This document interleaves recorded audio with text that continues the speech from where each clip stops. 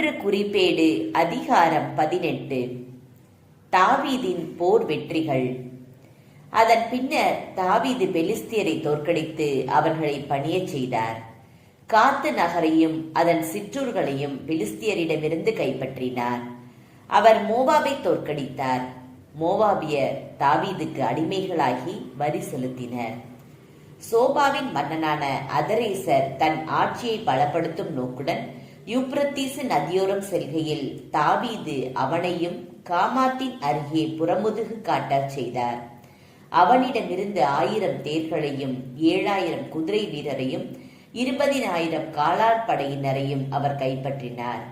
அவற்றுள் 100 தேர்களுக்கான குதிரைகளை வைத்துக் கொண்டு ஏனைய தேர் குதிரைகளின் கால் நரம்புகளை வெட்டி போட்டார். சோபாவின் அரசரான அதரேசருக்கு உதவி செய்ய தமஸ்கு நகர் சிரியர் வந்தனர். தாவீது சிரியரில் 22,000 பேரை கொன்று குவித்தார். மேலும் தாவீது தமஸ்கு நகரின் நடுவில் பாளையங்களை அமைத்தார்.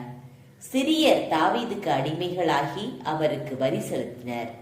தாவீது சென்றவிடமெல்லாம் ஆண்டவர் அவருக்கு வெற்றியளித்தார்.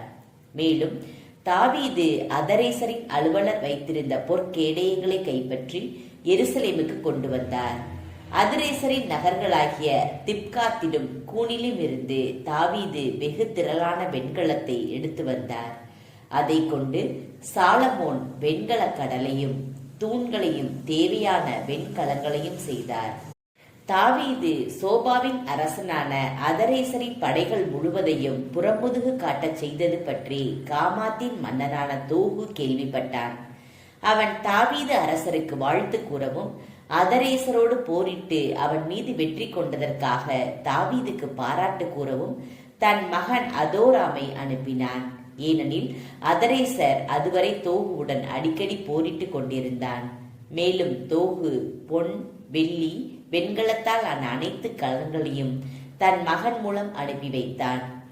தாவீது அரசர் இவற்றையும் தாம் ஏதோமியர், மோவாபியர், அம்மோனியர், பெலிஸ்தியர், அமலேக்கியர் ஆகியோரிடமிருந்து கைப்பற்றிய வெள்ளி, பொன் யாவற்றையும் ஆண்டவருக்கென்று அர்ப்பணம் செய்தார்.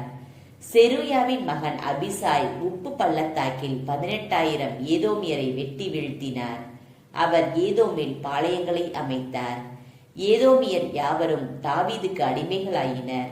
தாவீது சென்ற இடமெல்லாம் ஆண்டவர் அவருக்கு வெற்றி அளித்தார். தாவீது இஸ்ரேலர் எல்லாருக்கும் அரசராய் இருந்தார். அவர் தம் மக்கள் அனைவருக்கும் நீதியும் நியாயமும் கிடைக்கச் செய்தார். செருயாவின் மகன் யோவாபு படைத்தலைவராய் இருந்தார். அகிலூதின் மகன் யோசபாத்து பதிவாளராய் இருந்தார்.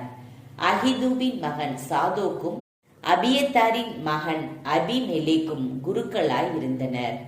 சவ்வா எழுத்தாளராய் இருந்தார்.